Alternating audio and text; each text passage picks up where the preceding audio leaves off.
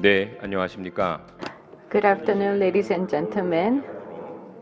국제개발협 We're gathered here for 2022 Global Korea Forum. Let's begin the session organized by the Korean Association of International Development and Cooperation.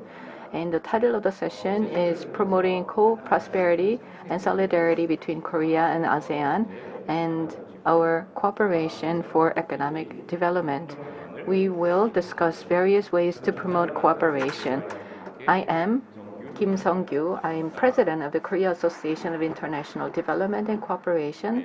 I will serve as the moderator. 발표는 총 In our session, we have 5 presentations. 주시게 됩니다. 발표는 각 15분 Each presentation 진행해 주시면 감사하겠습니다. will last for 15 minutes, and after all the presentations are delivered, we are going to rearrange the stage for a panel discussion. 오늘 발표에 The 참여해 panel discussion will be participated by the 5 speakers, and they're going to exchange views and ask questions. 그러면 발표를 Now, let's begin with the presentations. 저희 발표는 순서지에는 지금 박정훈 교수님께서 먼저 According to the program, Professor Park is supposed to start his presentation first, but he's on his way, so let's begin with the second presentation first. The second presentation is about green cooperation to address climate change. 아세안 센터 It will be presented by research professor Ko Young-kyung of Korea University. So, please go ahead.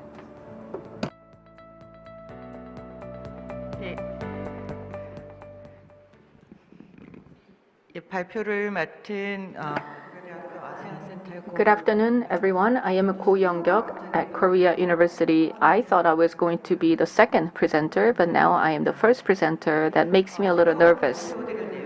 What I'm going to be presenting today is how we can promote green industry cooperation to address climate change. As you know, Korea and ASEAN are very close in terms of trade and economic activities, and ASEAN is actually the largest investment destination for Korean companies. And ASEAN is a large trading partner, and when we design and plan ODA, ASEAN is a major target for our ODA programs. When we take a look at the past ODA and development cooperation, they were mainly centered on healthcare and education and infrastructure. So we have had many cooperative projects. So that was the approach that we had in the past. But now we need to think about how we can promote cooperation for a win-win outcome. And to do that, I believe that we need to cooperate in the areas of responding to the climate crisis. Recently, there was a very meaningful agreement at COP27, agreement on new loss and damage fund for vulnerable countries was made.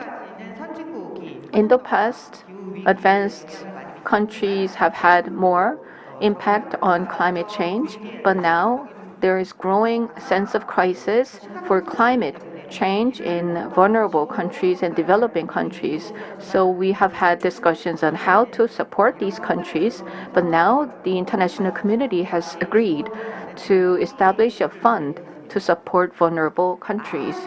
And within ASEAN, there's also a heightened sense of crisis. And at ASEAN, they have had a proposal to create an ASEAN Green Deal. I'm going to talk about green industry cooperation exactly because of these recent trends that are taking place around the world. So I would like to argue that we need to promote green industry cooperation. And at the same time, as we are all well aware, the climate crisis not only impacting our quality of life, but there will be growing risks and losses and damages. And you can see that ASEAN risks losing 35% of GDP by 2050. Then, at the level of ASEAN, we cannot just approach climate crisis in terms of the environmental crisis, because this is not something that can be addressed from that perspective. And we need to see beyond or behind this issue. In ASEAN, there are 10 member states, and many of the states are coastal states, 노출된 가장 and they are vulnerable to climate risks. 그리고 이들 국가들이 경제 성장 And many of these ASEAN member states are using a large amount of energy for economic growth, and they are emitting a lot of carbon, but they still have this challenge of making a green energy transition while promoting sustainable economic development. And this is, of course, not just a challenge for the ASEAN countries, but also for other countries around the world. So I'm not saying that ASEAN is an exception, but again, in this region, they need more investments, they need technology transfer, and they need other types of assistance. And in that context, how can Korea provide support for ASEAN? How can we make meaningful progress? 의문을 가지고 So with these questions in mind, I've decided to examine this topic. And in addition, Korea, I wonder if Korea is providing enough development cooperation, and in what areas have we been concentrating our development cooperation on? And there is discussions underway within the new government, so I hope that my presentation will make a contribution. There are several research studies on Korea's ODA, and in the past, we had this perspective of a donor, and from the perspective of Korea, not necessarily having enough emphasis on the needs of the partner countries. So these research results show that. 하나의 타겟을 향해서 지속적으로 이루는 And many of the ODA programs were not concentrated on a particular area. In the past, we used to be a we used to be a recipient of international aid, but now we're providing international aid, and we have had resources and will, but maybe there were some limitations, and now the new government is trying to increase the level of ODA, especially so that we can make contributions to addressing global challenges. So it's not just about increasing the size, the dollar term size of the ODA programs, but also we need to see what areas we need to focus on. Climate crisis and economic transition have to be addressed together.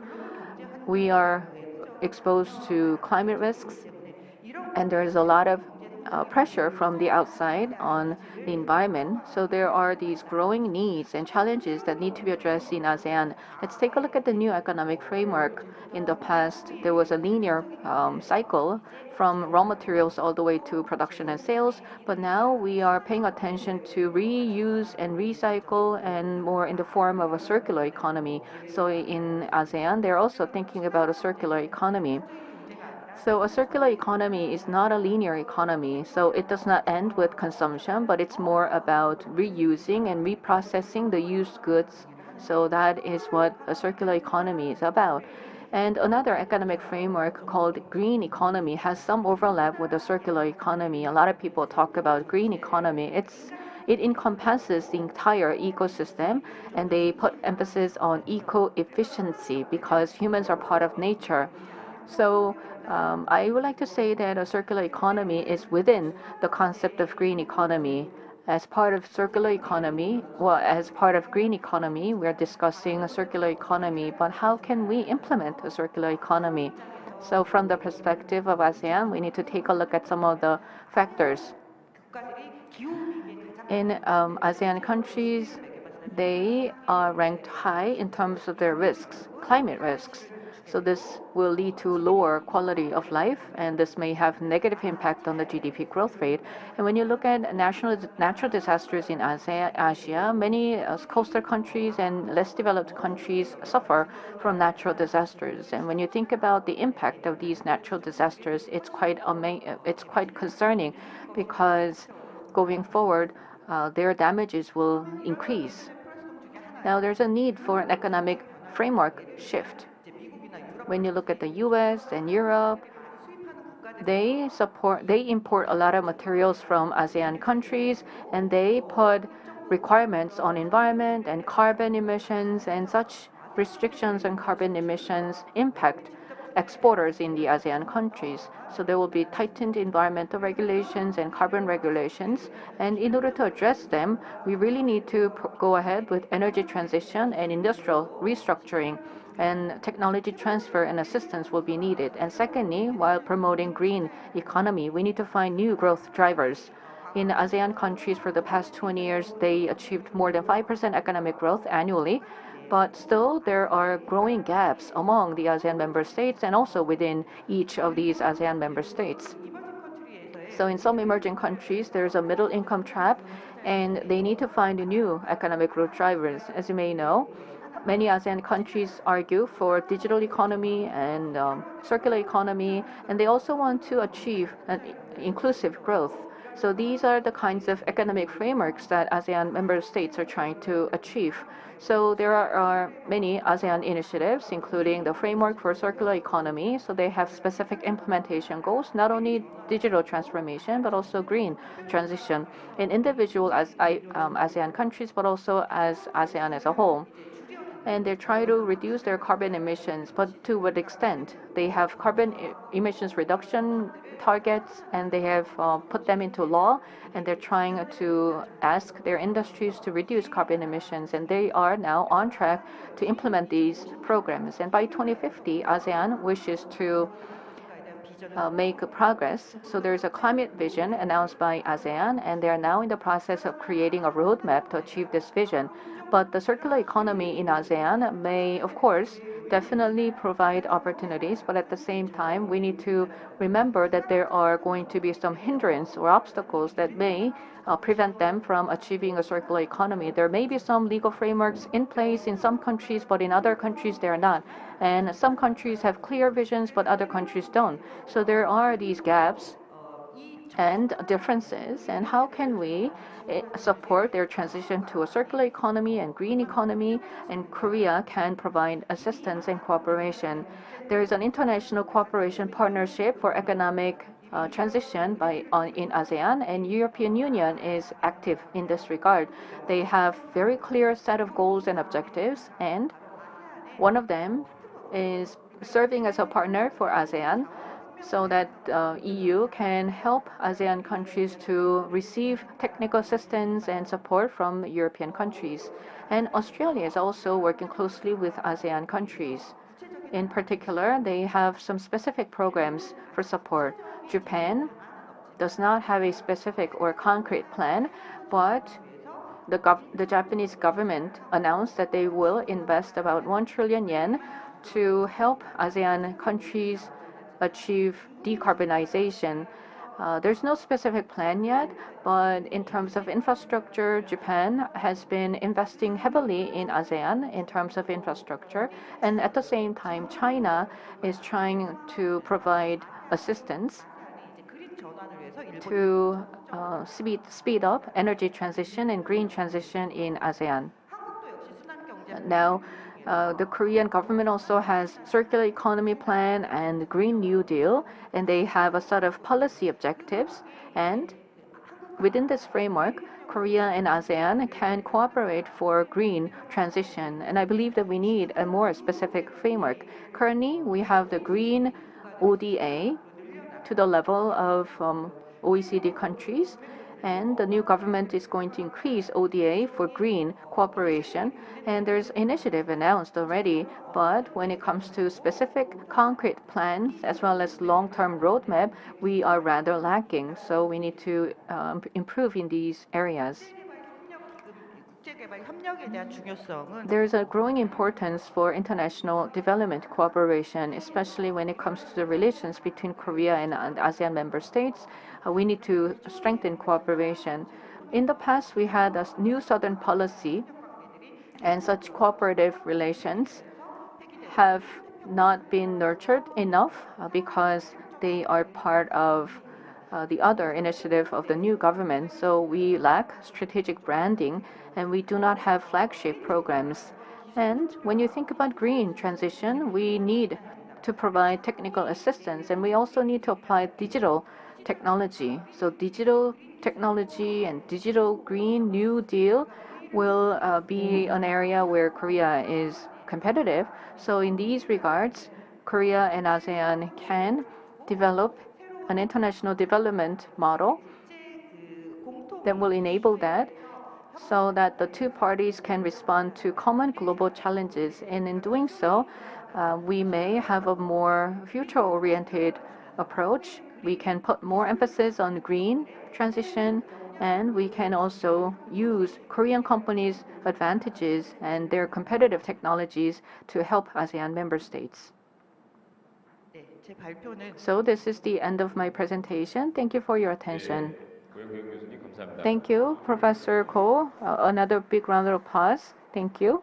예, 고영경 교수님. So in her presentation, she also was quite good at keeping her time. 이희진 연세대학 We're going to invite Professor Lee Hee-jin from Yonsei University. She will talk about 디지털 기술 digital technology standards cooperation for shared prosperity between Korea and ASEAN. Please finish your presentation within 15 minutes. 예, 안녕하십니까. 소개받은 Hello, as was introduced, I am Lee Hee-jin from the Graduate School of International Studies at the Yonsei University.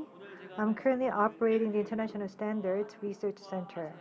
상생하는 여러 가지 I will be talking about various means and tools through which the ROK and ASEAN are working together. And especially, I want to highlight the importance and the possibilities of digital technology standards cooperation. 이야기하는 순서는 일단 I will follow the order as follows. 익숙하지 않은 분들이 계실 I'm sure some of you may not be very familiar with digital technology standards or other technology standards, so I will be briefly talking about that and link that back to the development of the developing economies. And I will talk about the rationale for increasing cooperation with ASEAN in terms of digital technology standards. And I will move on to talk about ASEAN cooperation initiatives related to digital standards. I will talk about the progress thus far and our future plans for ASEAN standards cooperation. So standards, this is the definition of standards. I'm sure this is not the right place to talk about the definition of standards, but intuitively speaking, you would be able to understand just by looking at the two photos over here what standards really are. USB라는 것으로 So this is a USB. This is connecting all the devices, mobile platforms around the world.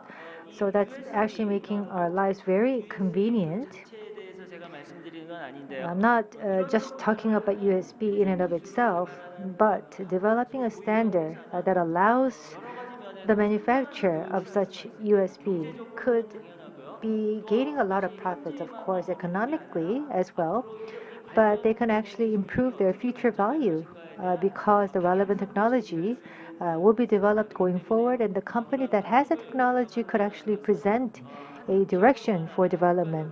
So having a standard is a very useful tool for strengthening the power, not only for the company itself, but also for the country as well.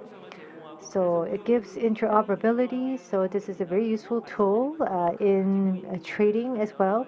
And of course, a developer of such a standard could be in a position to profit significantly. And it also standards also defines technical structures of the overall technical system. So they become an architect of overall system of the systems in a way. Here's President Xi Jinping. He said standards have become the common language of the world. This is something probably you've heard before, but nonetheless, President Xi talks about this quite often. And towards the end of my presentation, I will explain to you why this is so geopolitically important and why we need to promote digital cooperation on standards with ASEAN. So from the point of view of ASEAN, we have a master plan on ASEAN connectivity MPAC 2025. One of the missions includes having a seamlessly and comprehensively connected and integrated ASEAN. 어떤 분야에서든지 So in whichever domain, there has to be connectivity and integration. 표준입니다. So we need to have standards to ensure that. So in terms of regional integration and trade, it provides interoperability to reduce trade barriers and also to reduce cost of transaction. When 10 countries are coming together to cooperate, they need to have standards as an underlying factor that pulls them together. So one of the ASEAN initiatives is harmonization of standards. 기술 표준의 중요성에 대해서 So let's take a look at the geopolitical significance of technical standards. In August, Korea and China, 외교장관 회담이 there was a 있었습니다. foreign ministers meeting between the two countries, and Wang Yi, a foreign minister of China, said 무기화하는 나라들이 that there are countries that are trying to weaponize standards. 이렇게 얘기를 하는 것 했습니다. 그래서 이 이야기처럼 So as we can understand from this quotation, there's a technical competition, technological competition between the United States and China, and this signifies the importance of technical standard development. There have been many summits for the last few years, and technological cooperation was actually formally used for the first time at the summit for this year as well, between the United States and Korea. So when it comes to technological partnership, standards is actually becoming one of the underlying pillars. There are three, for example, standardization organizations and ISO. Currently, the chair is a Korean. And 2 months ago, this American person 중국 그 분이 그 대표를 맡고 있던 ITU라는 기구의 was became the Secretary General of the ITU, where the 소홀하게 했던 이런 국제 표준화 기구에서 이제 리더십을 가져가게. now the China is trying to, or the United States is actually trying to reaffirm their leadership in standards related domain, where other person was taking that position for about 8 years. So let's go to the other topic here. When President Johnson visited Korea in the 60s, one of the gifts that he provided was, for example, the weights and measures. So 1 kilogram means this in other units because it becomes a very important fundamental element in industrialization. It may sound to be very basic and fundamental, but you have to have the right specifications and standards in place so that you can become a member of the global value chain. So having capacity in standardization that becomes the foundation for industrialization and based on which you can develop export strategies. So we received aid from the United States and we set up a KRIS, which is a Korea Research Institute for standardization and science. So why is technology standards important for developing economies? Because you can then develop your capacity and you can join the value chain, and the process becomes a tool for learning and innovation. So developing countries are able to have an access to most widely used technologies, and on top of that, you can have technological catch-up, which was a strategy undertaken by China. So they wanted to have leadership in technology development, so can move away from having to have a lot of reliance on other advanced economies for technology. So they gain quite a strong foothold in 5G development.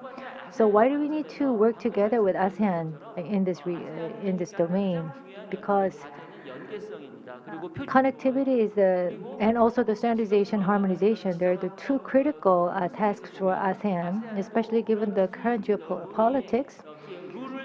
ASEAN is trying to become or is seeing the need to engage in cooperation to set the standards for technology. And Korean companies have to be better aware of the standards in ASEAN and vice versa for ASEAN countries and companies as well, because it will provide a lot of convenience in terms of export and import of the two sides. And that is why having technological standards will be mutually beneficial. And within the geopolitics of technology standards, especially the new emerging technologies are becoming very important, and the rules are currently being set as we speak. So to do that, many countries are trying to bring into their camps other developing partners, and which is leading to increasing cooperation. So this is a perspective of the ASEAN. I already mentioned this. Smart cities, yes, that's quite talked about a lot. And we need to have standardization in order to implement the initiative for smart cities. Because, for example, you have sewage, water supply, transportation systems that have existed for a very long time, and you're trying to pull them into the system. And you need to have data standardization to do that. Going back to my previous slide about standardization. This standardization defines the overall technological structures of the system of the systems. So a smart city, a city is a system of a subsystems, and subsystems can be connected through standardization in different domains. And this is a very Herculean task in a way. And of course, ASEAN is a very important economic partner for Korea, also in terms of trade. And having a better understanding about ASEAN's standard system and also ASEAN's better understanding of Korean standards, that could facilitate trade between the two sides. And Korea declared a candidature for ISO's chairman, and a Korean person became the chairperson of the ISO. And for us to continue to engage in that effort, it would be important for Korea to step up cooperation with ASEAN countries. I've already shared my idea on the global perspective, especially when there's a technological competition between the two powers. Technological standards is becoming an important pillar.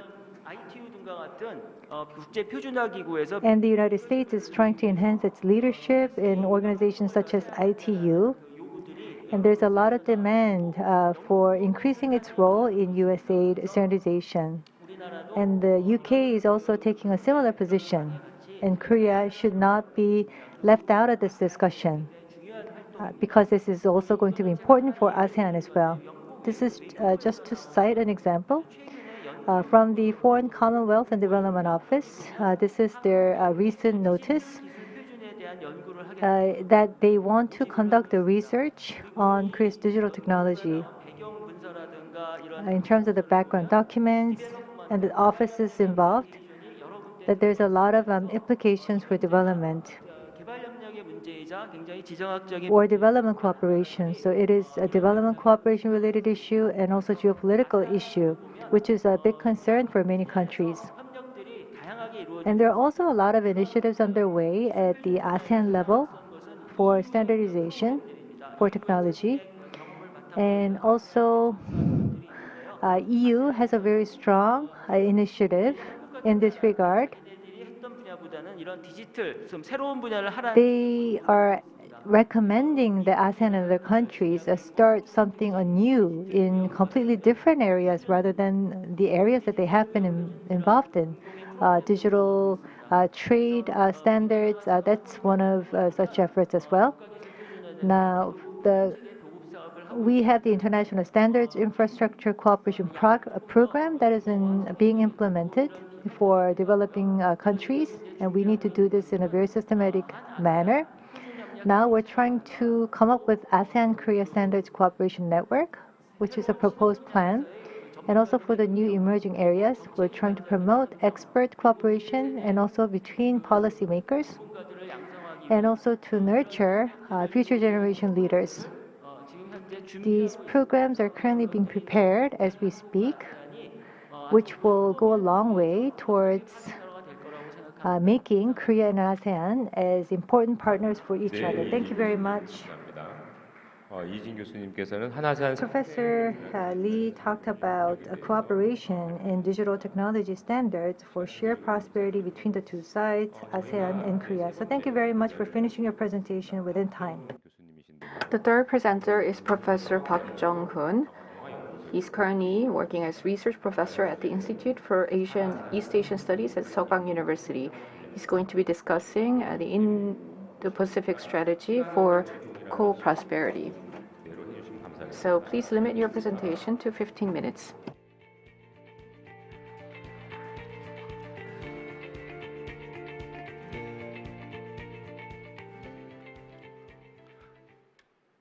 안녕하십니까. Hello. 첫 번째 발표인데 I was 주차를 I had to actually 서울에서 park my car, and I wasn't able to find the parking space, so I wasn't able to make it on time.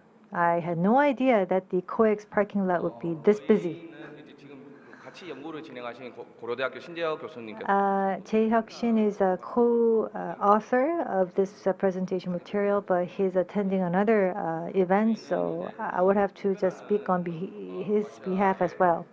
지금 형세가 지금 급변하고 있는데 We know that the environment in the Indo-Pacific is completely changing. So President Yoon, 전략의 세부적인 내용을 어떻게 짜야 how is he going to work out his specific details of the Indo-Pacific strategy? So this is going to be the main topic of my presentation. 순서는 이렇게 진행되는데 특히 이제 저희는 이제 So this is the order of my presentation. We'll talk about the U.S.-China disputes and also the North Korean threats, nuclear threats, and the importance of cooperation between the ROK and ASEAN, and the specific direction for development for the Indo-Pacific strategy. As you may be very well aware, there was ASEAN ROK Summit as well as G20 Economic Leaders Summit, 말씀을 해드렸죠. where President Yoon provided an overview of the Indo-Pacific strategy. However, the details are still being worked out. So I will try to share my recommendations for the strategy. East Asian foreign policy environment is changing. The liberal international order has been led by the United States, but this is being changed due to the war in Ukraine. And also the logic for strength or force, that is also being eroded as well. And North Korea is becoming a de facto nuclear state, which is leading to increasing threats on the Korean Peninsula. So East Asia is a region where the distribution of physical strength as well as the distribution of norms, they're being shaken at the roots. Current government, Yoon Suk-yeol administration, is focusing on becoming a global pivotal state and having a very active economic security diplomacy, but it seems that it is sending off a lot of mixed signals because it was going to put in place a new security committee under the Prime Minister's office, but that actually fell through. And also the Speaker of the House, Nancy Pelosi, when she was coming to Korea to visit the government officials, and the meeting actually didn't take place. So that led to some mixed criticisms. And the current administration was actually going to just scrap the former administration's New Southern policy, but then it actually showed a shift in its direction that it was going to inherit some of the parts of the previous administration policy. And the overview for the Indo-Pacific strategy was announced, but there is a need for the government to come up with a more comprehensive diplomatic policy that is more systematic and has to focus on ASEAN. Now, Korea is a middle power country in terms of military power and also economic power, on par with Australia. Now, as a middle power country, what is the role that is expected of us, especially in Southeast Asian region? Now, the concept of Indo-Pacific, it emerged in the 2010 in the media as well as among the academics. The concept of the Indo-Pacific, on a very roughly level, that's ASEAN plus South Asia, including India. 저희가 살펴보니까 2010년대에 자주 이렇게 In 2010, there were some comments, references made to that effect. 문헌상에 발견이 되고 있고 And the Indo-Pacific, the term was being used starting from 2010. 분명히 교류라든지 And India and the Pacific, 동지성을 가지고 있었습니다. 그리고 they had commonalities in terms of culture, tradition, and Australia 되기 때문에 호주가 emerged 적극적으로 밀고 있었고 as one of the important partners in this strategic framework. So there was a lot of strong push coming from the Australian government as well. but it was the Trump administration that first used this term Indo-Pacific, free and open Indo-Pacific. That was a concept that was adopted by the former U.S. government based on his strong principles. And in the State Department's paper, that they're going to increase security cooperation within the partners in the Indo-Pacific to deal with the virtual enemy, which are, of course, North Korea as well as China. But the Trump administration had the America First policy, which was not completely in line with the Indo-Pacific strategy. And as soon as Trump came into power, he walked away from the Trans-Pacific Partnership. And Biden administration, the current administration is going for anything but Trump, which is ABT policy. And he has personal ties with President Xi, and we thought that he would be taking a more softer stance on China, but decided to inherit word by word the Indo-Pacific strategy from the Trump administration. But why? As you understand, Biden administration focuses on the values such as human rights, democracy, sovereignty, and self-determination right. And Anthony Blinken or Kurt Campbell, who are very hawkish, they have formed the foreign cabinet and came to announce the Indo-Pacific vision, that they're going to be working with the like-minded countries that are realizing the democratic values, or they're very sympathetic to the American foreign policy. That was the gist of the vision. So Quad, AUKUS, as well as IPEF, Indo-Pacific Economic Framework, they came into being. As you understand, Quad and AUKUS are security cooperation consultations to strengthen cooperation in security, excluding China and North Korea in the process, of course. But for Quad and AUKUS, Korea is not a full member of the consultation or mechanisms right now, but there are a lot of love calls because it is one of the like-minded countries for the Biden administration at the current time. And also for IPEF, there are 14 members. That's an economic alliance, so to speak.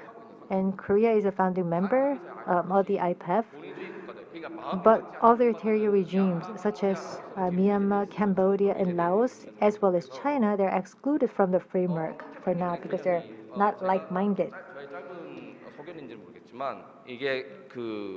In my personal view, that not all Asian countries are going to be treated the same under the IPEF. The authoritarian regimes are going to be excluded one by one. But as a middle power, Korea does not have a strong hard power like the United States. So we need to still be on amicable terms with these unlike-minded countries. I talked about the foreign policy of the Yoon Suk-yeol government is to become a global pivotal state that is based on freedom, peace, and prosperity. And the new Southern policy that was implemented by the previous administration was to be put in the trash can, so to speak. But the good points of the previous policy are going to be taken over or adopted into the new policy around July and August. So the previous administration had a strong focus on peace and prosperity. These two terms still appear in the new Indo-Pacific strategy. But then on top of that, we have freedom. So new Southern policy is to construct a regional community that would encompass Northeast Asia as well as ASEAN and India through people, prosperity, and peace. The ASEAN, the relations with ASEAN would be upgraded to that of major powers. It is because, and as a result of this policy, many people in the ASEAN region seem to be more friendly and have very good views and positive views of the Korean people. 전략적 모호성이라고 하겠습니다. 전략 And we want to call it strategic ambiguity because we don't want to be taking sides between China and the United States. But there's also criticism that we're not really taking a very clear side in terms of South China issue. And it seems that we're too much focused on specific countries such as Vietnam.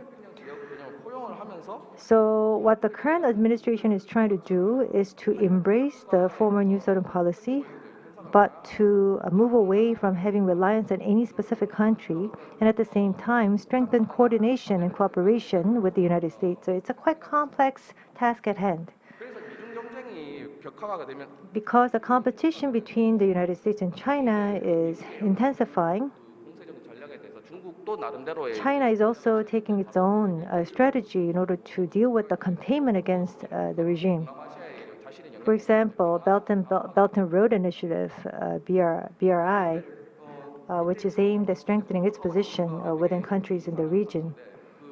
And they have a project on promoting its soft power. For example, Confucius Institute and Confucius Academy are used to provide Chinese literature education. And also they have a national state scholarship program to strengthen their soft power, especially for countries such as Myanmar, Cambodia, Laos, which are authoritarian regimes just like China. 그리고 이제 코로나 바이러스 백신 시노팜 And also Sinovac, its own COVID-19 vaccines were distributed free of charge to these countries in Southeast Asia. Now, what about the United States? They want to live and coexist peacefully. In the past Obama administration, the rise of China was not considered to be that big of a threat, but this perspective was completely changed in the succeeding governments. 이제 격화되면서 Now, with growing competition between the two major powers, what were the repercussions on the ASEAN region? 한국어로 말씀드리면 친중이 Simply put, it's either taking sides, one of the two. Are you going to be pro-US or pro-China? It's a dilemma for all the countries here. Indonesia and Malaysia, they're taking a hedging strategy to straddle between the two powers in terms of de-risking. But this could be quite a big of a risk for weaker powers. Cambodia, Laos, Myanmar, the countries with authoritarian regimes, they were becoming 두 번째는 이게 friendlier towards China. So some critics pointed out that there was an ASEAN centrality losing its momentum. ASEAN centrality is putting ASEAN at the center of all the initiatives. For example, ASEAN +1, ASEAN +3, and ASEAN Regional Forum, putting ASEAN at the core of all the activities. 문제는 아세안 중심성이 But the problem is ASEAN centrality is being weakened because of the, for example, U.S. strategy to work with only like-minded countries, and also Belt and Road Initiative of China. 대책을 못 세웠다. The ASEAN was not able to come up with any countermeasures at all against the human rights violations in Myanmar. So that has actually exposed the limitations of what ASEAN can do. So whether ASEAN centrality is really functioning as intended. 그래서 The- 하지만 한국에서는 아세안이 없는 한국, But ASEAN without Korea and Korea without ASEAN is not something that we can imagine, because you go to these different ASEAN countries and you can just come across Korean songs that are being played by stores along the street lines. And SMEs as well in Korea, they need a labor force from ASEAN. So it's very mutually complementary in terms of economic relations. 관심을 좀 덜 하는 좀 니시라고 이제 그 틈새라고 하죠. So we're trying to go into the niche space. 그 예를 들어서 메콩강 경제권이라는 What I mean by that is, for example, the GMS as well as BIMP, IAGA. These are other regional members where the United States and China really do not have a lot of stake in. And we can also diversify our partner countries to include other countries in the region. So next is North Korean nuclear threat. That's something that you're probably well aware of. Currently there are uncertainties on the Korean Peninsula, and Kim Yong-jong also made some critical remarks of the current administration as well. Missile launches are taking place very frequently. So the current channel of communication, six-party talk, and the Inter-Korean Summit or other types of summits, they have limitations. But in that process, perhaps we can increase the role of ASEAN. The ARF, ASEAN Regional Forum, this is the only multilateral security consultation mechanism in the Asian Pacific region where South and North Korea are both members of. And Vietnam and Indonesia, they're unique, and also the ARF is very unique in that it can provide a very useful recommendations, not taking sides of either of the parties. So ARF can be used as a very good model for communication. And Vietnam and Indonesia are very highly interested in bringing solution to the Korean Peninsula. And in the 1950s, Vietnam they established their diplomatic ties with North Korea. Of course, Vietnam is a good friend of Korea as well, so we can perhaps use that as to our advantage, the relations that we have with Vietnam and Indonesia.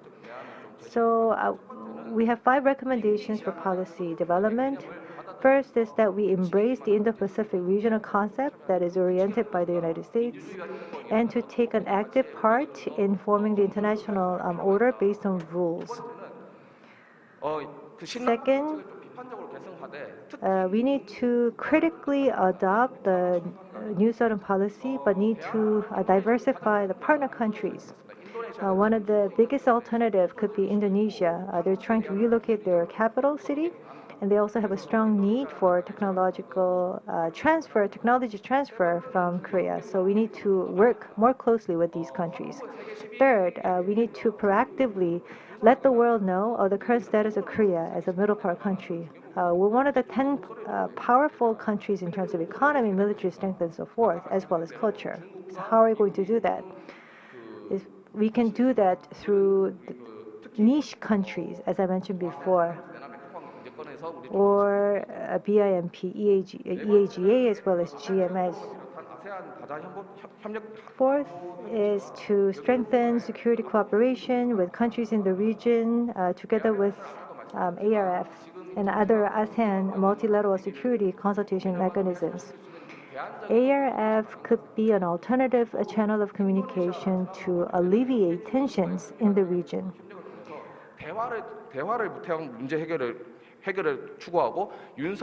And also we need to pursue dialogue with ASEAN through this consultation mechanism, and also to implement audacious initiative that has been put forward by the current administration by cooperating more closely with regional middle powers such as Indonesia and Vietnam.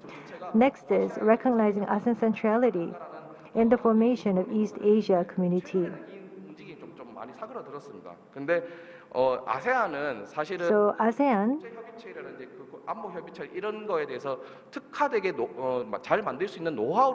does have a lot of knowledge in creating specialized consultation architectures. So we can, for example, deal with transnational security threats as well as green issues. Professor, you need to wrap up your presentation. Thank you very much. Next, I would like to invite Professor Park Kyung-yeol of KAIST. He's going to be talking about digital cooperation and disaster management between Korea and ASEAN. Before I invite Professor Park, I'd like to say a few words. KAIDEC has organized this session to discuss how we can promote cooperation between Korea and ASEAN in terms of economy, society, and politics. So during our panel discussion, we will be able to have a more comprehensive discussion. There are social, economic, and political domains, but these are all very closely related, and they all need to be taken into account as cross-cutting issues in designing and implementing cooperation between Korea and ASEAN. So the fourth presentation will be provided by Professor Park Kyung-hyuk of KAIST. So please limit your presentation to 15 minutes. 네, 김성규 회장님 감사합니다. Thank you for the kind introduction. I am Park Kyung-hyuk working at KAIST. 사회정책위원회 위원장을 맡고 있습니다. I am also serving as a chair of the Society Committee. In my presentation, I'm going to be reporting on the outcome of the recent research as well as the kinds of ongoing projects that I've been participating in. 간략히 제 연구 분야를 먼저 So, let me first give you the areas of my research. I believe that socio-technical system can provide value, and in this process, database policy making can be nurtured. And I also cover the entire life cycle of data and building global governance that includes all the relevant stakeholders. When you think about global development and science and technology, you can see that scientific technology can be a tools or means for cooperation, but when it comes to technology hegemony competition, you can see that science and technology is actually something that is subject to competition. So there is hegemony over science and technology, but science and technology can also support and enable cooperation. So this is a very difficult topic to deal with. I'm going to focus more on cooperation aspect. Since 2020, the COVID-19 pandemic has accelerated digital transformation in all areas. So when it comes to cooperation between Korea and ASEAN, we can utilize digital innovation, and we can also use science and technology for better disaster management. 현장에 수행했던 ICT 기반 I looked at some of the ICT projects in the past. While they had some innovative elements, they were not very successful in the field. So I wanted to understand the reasons why. As you can see here, there are many data sharing platforms available, and these can be examined in terms of transparency and coordination issues among development aid providing institutions. So there are many platforms in place, and machine learning platforms have been accumulated, and they were applied in the field, but they were not very successful. So when it comes to innovative technology, even though it is easy to use such technology, there were limitations in terms of locality and local cultural issues and other regional contexts. If you do not take into account the locality of the situation, your project may not be successful. So when we think about the connection between digital technology and development, there are many different theories and approaches. And largely speaking, when you look at science and technology in modern ODA era, since the Marshall Plan, science and technology were believed to be critical for economic and national development. And so far, ICT has provided a lot of opportunities, but actually on the field, there was lack of productivity. In other words, science and technology did not improve productivity. This may have to do with a co-evolution of society and technology, and 백태성을 담보하는 그런 기술 how can we introduce technology that can be accepted and used by society? This is a key issue. And when it comes to digital transformation, data is essential, and data sharing is critical. And by doing so, various stakeholders need to collaborate. So we need a framework that allows such collaboration. But here, what is critical is that when digital technology is applied as part of ODA, if you fail to take into account the local specific characteristics, the outcome may not be something that you expected. There may be disruptive transformation, which may even worsen the existing economic and social inequalities. So there were some empirical studies that proved that. Then, what do we mean by regionality or locality? In Korean language, when we translate this notion, regionality and locality can be distinguished. But these two words are translated in Korean as one word. but we need to make a distinction. When we say locality, it is more of a micro level, community level characteristics, social and cultural context of the particular local community is critical. So we need to understand community-based development. Now, the second concept is regionness or regionality. This goes beyond the national borders. ASEAN is a very good example of a regional body. So we need to also understand the characteristics of regionality.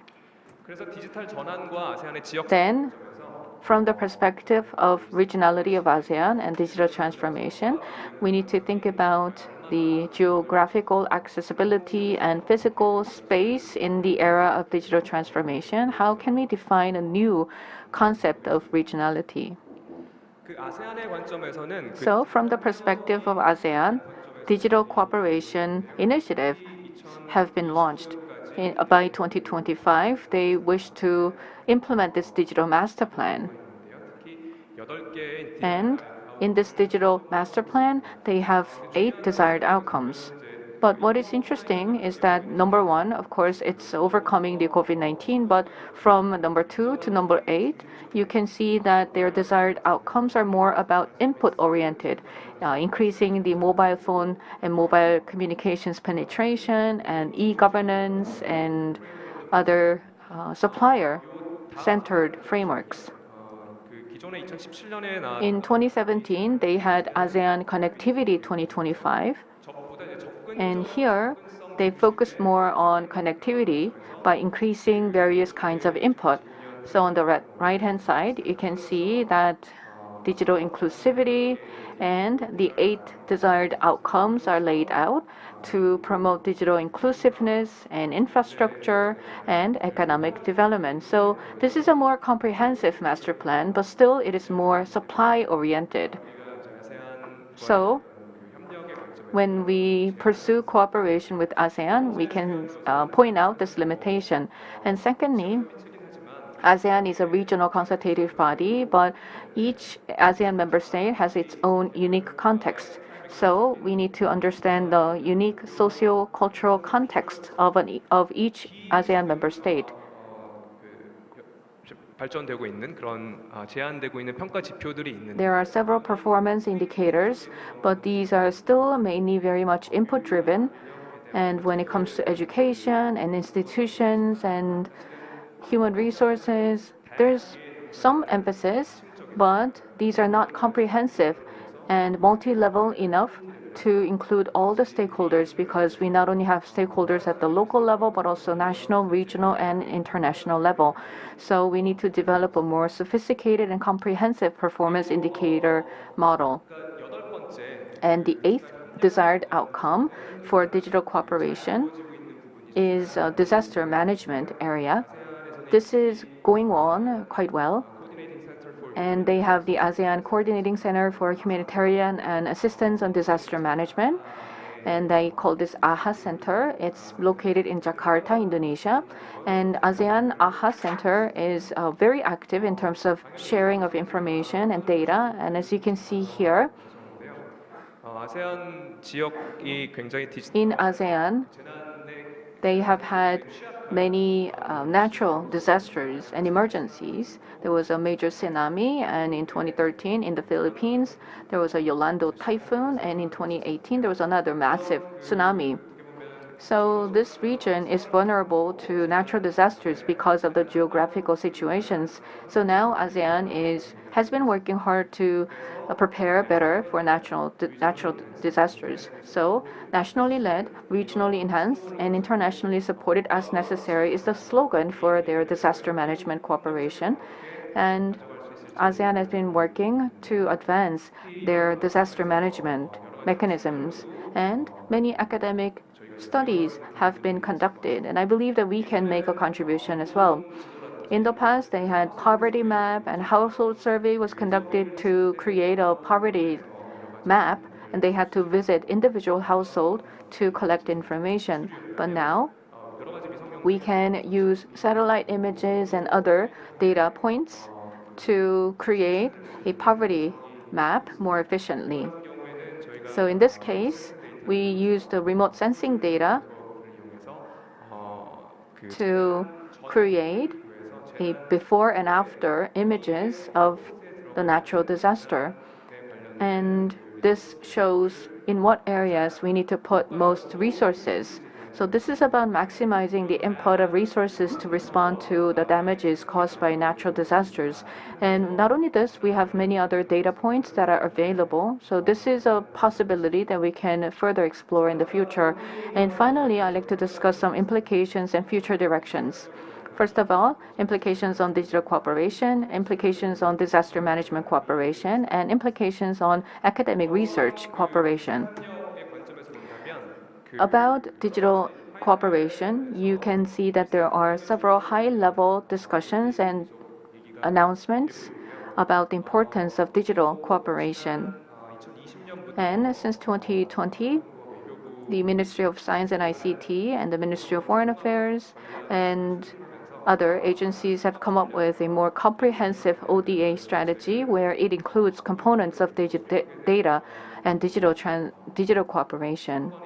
So we have had some achievements, but still, we still need to work more because there are still some silos and fragmentations in terms of data sharing, and we still need to increase the level of data sharing within the government.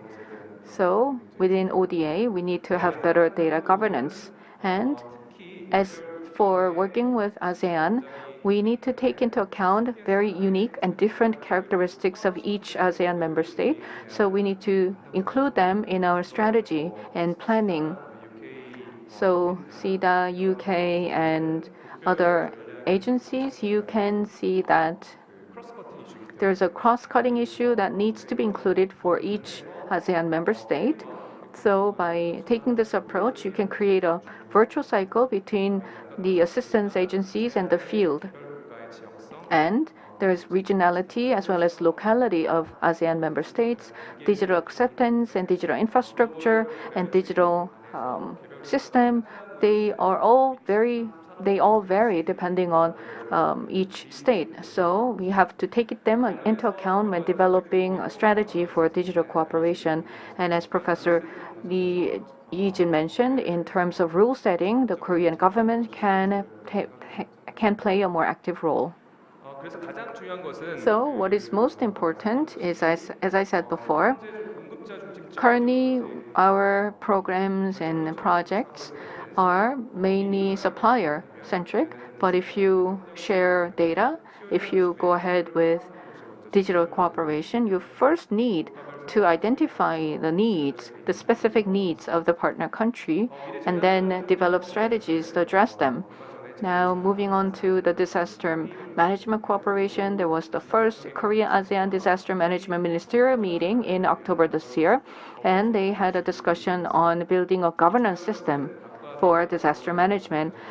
Similar to data governance structure, it is critical to engage all the relevant stakeholders. So I believe that we need to have a more comprehensive disaster management framework. Moving on to academic cooperation, this is basically about conducting joint research on digital technology and its role and its contribution to development cooperation. This is an interdisciplinary area, so we need researchers from HCI and ICT researchers and other disciplines. And in the areas of digital, from the perspective of digital governance, it is about rule setting and standard setting and norm setting. So international relations related experts need to be invited. So I hope that there will be more of a platform for interdisciplinary research on this topic. Thank you for your attention. Thank you, Professor Park, for your presentation. We'll invite to the stage our last speaker from Sookmyung Women's University, Professor Min-jung Park. Professor Park will talk about cooperation in the norms-based gender equality area for shared prosperity between Korea and ASEAN. Please finish your presentation within 15 minutes so we can have some time allocated for the panel discussion afterwards. Hello, I'm the last speaker of the day. I am from Sookmyung Women's University, Bang Min-jung. 한아세안 상생을 위한 규범 The title of my presentation is Norms-Based Gender Equality Cooperation for cooperation between ASEAN and ROK. I will first talk about the changes that are currently occurring across the ASEAN states members. 소위 아세안 방식, 아세안 They have the ASEAN way, which is to avoid any domestic political intervention between countries. But since 2005, the ASEAN Charter is now including references to democracy, good governance, rule of law. And as for ASEAN Community Vision 2025, there's a strong emphasis on human rights. So human rights as well as democracy or rules-based, 아세안 내에서 지역화하려는 liberal order-based, 점을 확인할 수 있습니다. 그런데 rules-based community is becoming more important. 90년대 중반 이후부터 And the platform since 2005 다양한 국제 규범을 소개하는 is 촉진자, 동원자로서 now becoming 평가하는 학자들이 있고요. an educator, facilitator, as well as mobilizer in the ASEAN region. And there are also declarations and statements, as well as sectoral action plans have been established and have been put forward, meaning that ASEAN is in a very norms-rich environment. And in order to implement each of the norms, ASEAN has put in place various committees and commissions, and also in relation to gender equality, within the ASEAN Vision 2025, gender equality as well as women's empowerment have been included.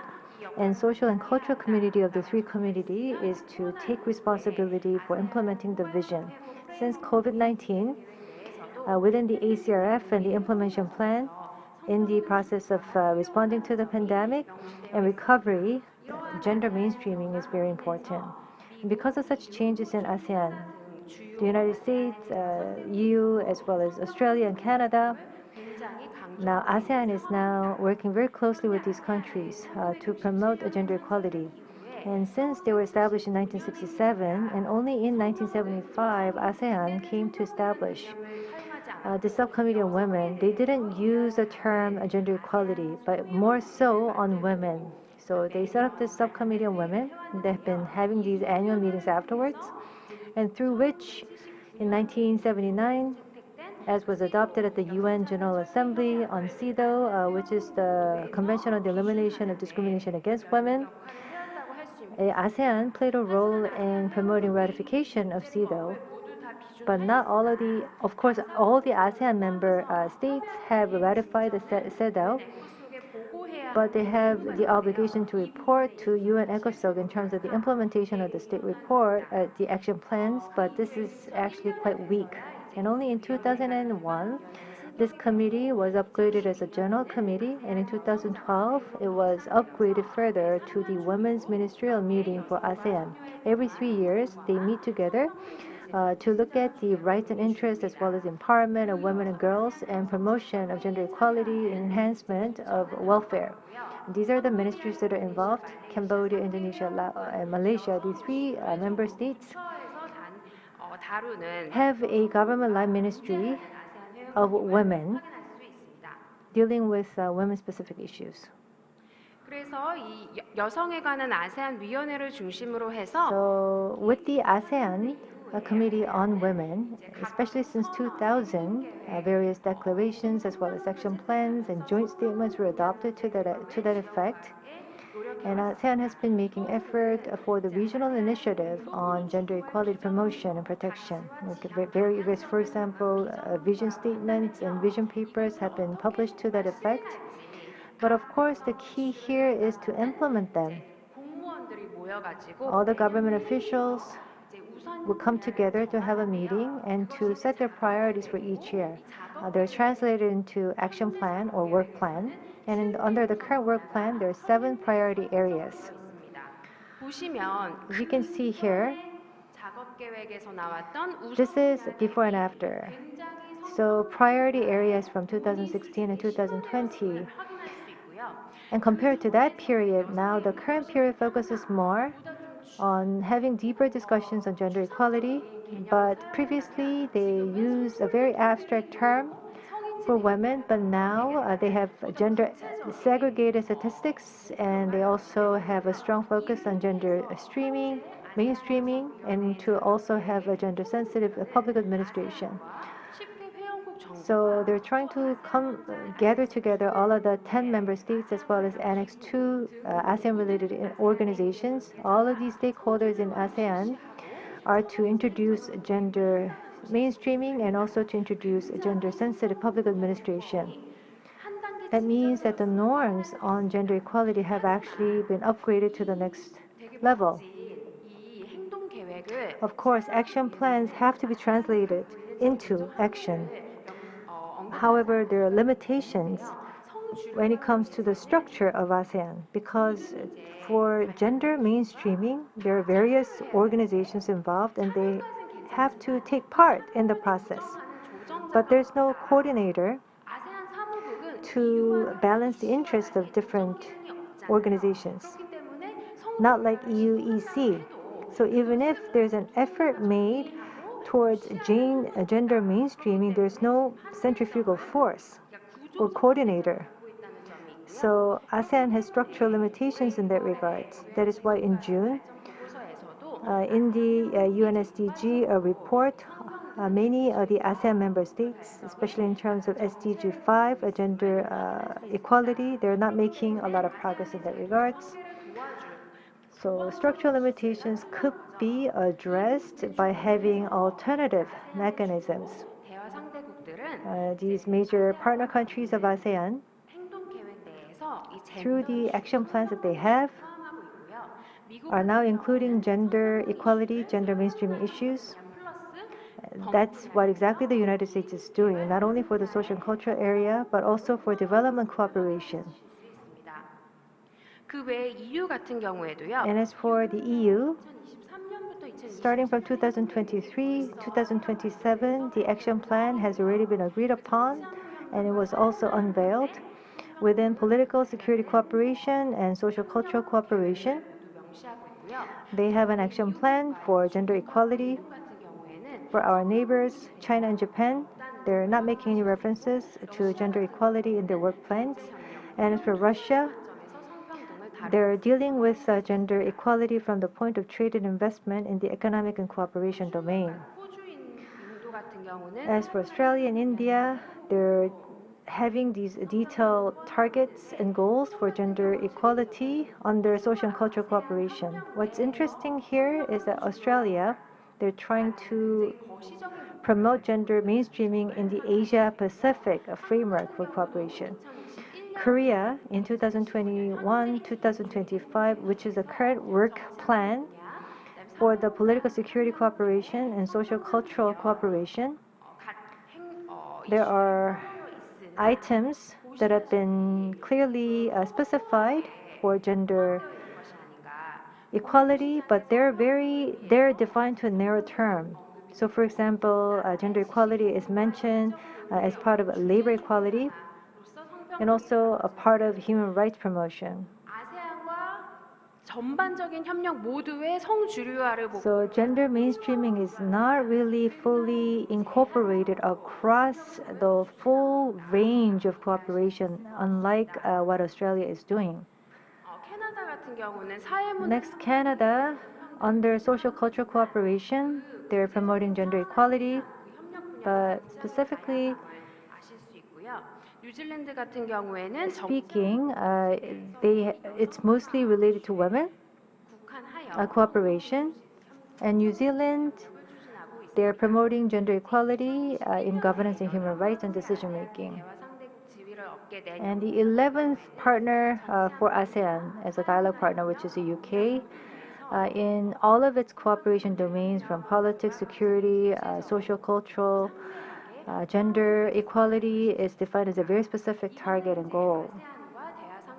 These are bilateral cooperation work plans between dialogue partners and ASEAN.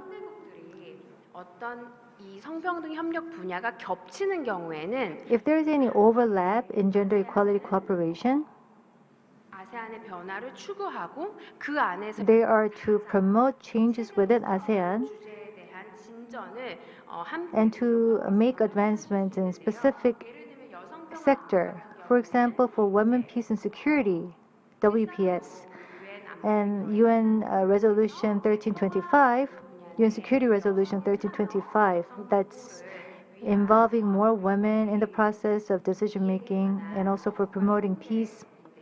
That's a national action plan that has been recommended by the UN Security Council, and only 2 countries in Asia have that national action plan. The EU, they have a regional plan, but ASEAN doesn't have a cooperation plan at an ASEAN level. So there's no regional initiative, unlike the AU and EU. So Canada, EU, Australia, they have been working to make advancements in this area, and also ASEAN Regional Forum, ARF, and other ASEAN-led multilateral cooperation architectures. There are efforts being made to promote gender equality. And as a result of that, on 16th of November, at the ASEAN Summit, as for the 1325 ASEAN Action Plan was adopted, and support was provided from EU, Canada, and the United States. This project was implemented as an ODA program. So ASEAN was given some support to regionalize a certain initiative, a certain norm. Now, the current administration, led by Yoon Suk-yeol, what's the recommendation that we can provide to the current government? There's a work plan for the ASEAN Committee on Women 2021 and 2025. We need to define certain areas of cooperation for Korea, and we can start from there. In terms of gender disaggregated statistics as well as gender sensitive data, we're quite advanced in that regard, so we can take part in this process. And also ASEAN ROK Cooperation Fund is in place, and that can be used for the Sookmyung Women's University project on digital economic participation for women SMEs. So we need to increase the number of gender equality related projects. And also, Korean government announced the peace initiative with women. We have a strong leadership as an East Asian country. And in December 15th, the Ministry of Foreign Affairs is going to be holding an international conference. And through such initiatives, we can engage ASEAN even more. And also for the next ASEAN-Korea action plan,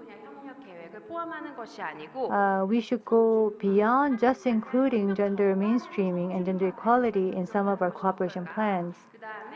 And we can provide more specific priority areas for all of the 3 major communities, because gender mainstreaming is needed in those areas. And also in cross-cutting cooperation areas, we need to include gender equality as an agenda. And the United States, Canada, Australia, which are seen as like-minded countries, we can think about gender equality on that level. Thank you very much. 네, 감사합니다. 박민정 교수님. 자, 이제 저희가 5분 발표. Thank you very much. So all 5 presentations have been delivered. We're now going to have a panel discussion. We are going to invite all 5 presenters up on the stage. And once the stage is ready, we will begin the panel discussion. I'm going to ask the presenters to ask questions to one another. So I would like to invite Professor Park Jung-wook, Professor Ko Young-kyung, Professor Lee Hee-jin, Professor Park Kyung-yeol, and Professor Park Min-jo. Please come up to the stage.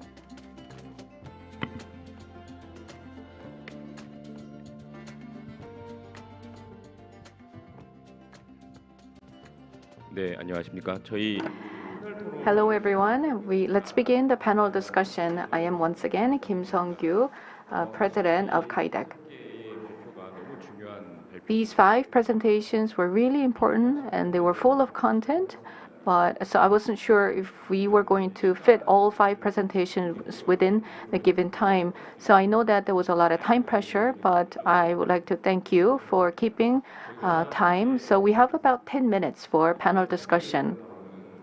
이제 우리 상호 질문하실 Previously, we asked the presenters to prepare any follow-up questions to ask one another. So let's go ahead with that. 혹시 우리 발표하신 선생님들 중에서 So of the presenters, if you have any questions to the other presenters, please go ahead. 제가 먼저 좀 Or I can start. I can ask you a question, especially to Professor Lee Hee-jin. It was about standardization. You're also running a center on standardization cooperation, so standards, global chains. So from the point of development cooperation, who is actually making the global value chains? 이런 질문 굉장히 많이 받아보셨겠죠. I'm sure you're probably asked the question quite often. 글로벌 밸류 체인을 만드는 것이 과연 And in creating a global value chain, how does that work 추어 봤을 때 with ODA and development cooperation? What's the value that we can derive from it? 그런 부분을 좀 말씀해 If you can address those points, I would appreciate that very much. And just one more. 박정훈 교수님, 예. To Professor Park Jong-hoon. The Indo-Pacific strategy, the differentiation of the current administration of Yoon. You talked about 3 different things: strategic understanding, inclusivity, and not having any regional bias or country-specific bias, and also to give a closer consideration to the United States. 대학의 차별성은 이제 저희가 이제 공감하는 바가 We empathize with that point. But of course, we have to think about the emerging influence of China that's reverberating across the region. So against the backdrop of the rise of China, the Indo-Pacific strategy of the current administration that is putting more focus on the United States, how is that going to work or unfold? Hee-jin Lee, can you make it very brief? So who's making the global value chain? Well, rather than speaking about that issue, but from the point of globalization, so you have to produce at a very reasonable cost. That's why we have the global value chains. And from the point of developing countries, they need to be part of the system. And to be the member, they have to be familiar and they have to learn the standards. Because that's a rule of the game. And in order to have that catch up with technology, they want to be more than just module producers. They have to have the capacity to be able to make the systems themselves. That's really important. That is why the starting point has to be standardization for technology. Have to be part of it, have to learn, have to familiarize yourself with that. And once you have the capabilities, then you're in a position to gain a lot. And that is why development cooperation would have to take place with that in mind. So thank you very much also for the question. That has been at the back of my mind as well. 2 things. First of all, economic profit. We have been emphasizing the fact that it is aligned with economic interest. For example, AUKUS and Quad, led by the United States, that has excluded China. But IPEF, China is welcome to join anytime. In terms of economic interests, that they are on the same line. That's what the United States has been emphasizing over and over again. And also, Cambodia, Myanmar, and other countries. Perhaps we can do public diplomacy projects to help them enhance soft power rather than trying to just confront directly with these major powers. Thank you very much for your clarification and making your comments very brief. So let's have this discussion. Bang Min-jung, Professor, do you have any questions? Thank you for giving me this opportunity. I have a question to Mr. Jung-un Park. Going back to your presentation, you said that there are mixed signals coming for ASEAN. The Korean government is saying one thing about ASEAN and the other about ASEAN. So I want to understand more about that. And the current administration is striving to become a global pivotal state. And I got this question from other foreign friends. What about the Myung-bak Lee, Lee Myung-bak administration? For example, Global Korea or middle power state vision, which was the previous administration's policy. So how are they different from the current strategy of becoming the global pivotal state? I think that's a common concern of many scholars around the world. So what is exactly global pivotal state and what's its vision? And along that line, probably the cooperation will have to flow top down for ASEAN as well. So at a very high level, Korea's foreign policy doesn't seem to be very specific and concrete. That is why the signals to ASEAN cooperation seem to be mixing or seem to be mixed. I would want to end that on a cautious note. So towards the end of the Indo-Pacific strategy, the overview was announced right now, and more specific strategy is going to be unveiled. So what should be the key components in the strategy? So let me just intervene. Park Jung-hoon, you can respond, and then Professor Ko and Professor Park Kyung-yeol, I will give you the floor. You can make comments or you can ask any questions because we don't have enough time. 시간이 없으니까. 제가 생각했던 이명박 정부와 And the Lee Myung-bak administration and Moon Jae-in administration, I think the current administration focused on value diplomacy. 자유민주주의적 가치에 대해서 It's a liberal democracy, free orders, which could actually put the government in confrontation to other major powers. But what we need to continue to emphasize is that in Asia, in terms of institutions, but conceptually speaking, judge is still out there. But at least from the institutional point of view, we're trying to lead a democracy in this region, and we need to continue to underscore that point. So Lee Myung-bak administration, it was all about sales diplomacy, and strategic ambiguity was emphasized by the previous administration. But for the current administration, has to focus more on value diplomacy. Let me add a little bit. Well, I was the first presenter. I felt like I had to limit my presentation within 15 minutes, so I had to rush through my presentation. It was mentioned by Professor Lee Hee-jin about standardization, digital standards. But when you think about industrial standards, they have been created and initiated by Europe, and there's a shift to green and eco-friendly aspects. So it is more about an approach. And in global cooperation, green may encompass many areas, including digital and EV and many other related areas. And when you think about that, it is also related to the Indo-Pacific strategy. Korea is out there providing industry cooperation and economic cooperation with ASEAN. And there was Korea-ASEAN summit meeting when President Yoon visited ASEAN. And he asked ASEAN to be a good partner for the Indo-Pacific strategy. So he was speaking to ASEAN, but ASEAN was considered as a sub to the main Indo-Pacific strategy. So you may translate that into a value alliance or something else, but ultimately, it is more about how much cooperation, economic cooperation, will be provided. And what is critical after the new Southern policy is that we don't have a keyword for ASEAN. We don't have a keyword other than Indo-Pacific. This is something that we need to address immediately. I hope that we will have a keyword, and I think that green can be that keyword. Thank you.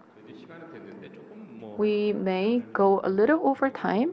So, Professor Park Kyung-yeol, do you have any comments or questions? So I can say anything? Yes, but please be brief. Okay, a couple of points. As Professor Ko mentioned, green is important. 본질적으로 보면 But when you consider this more fundamentally, digital transformation is actually not eco-friendly at all. You may think that using digital is eco-friendly because we do not use paper, but it requires a lot of electricity and data centers and other resources.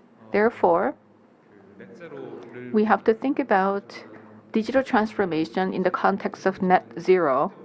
This is a very difficult problem.